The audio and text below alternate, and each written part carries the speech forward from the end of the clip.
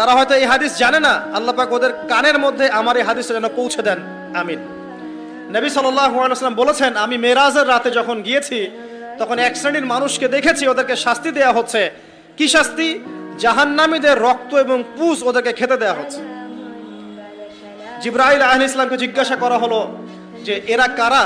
তিনি বললেন, এরা আপনার উম্মতের সেই সব ব্যক্তি যারা মাদকদ্রব্য সেবন করত।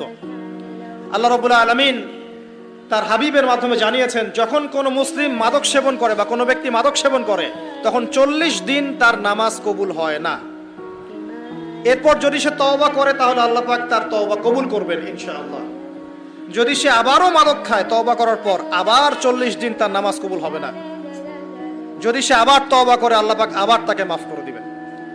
যদি সে আবারও মাদক খায় আবার 40 দিন তার নামাজ কবুল হবে না।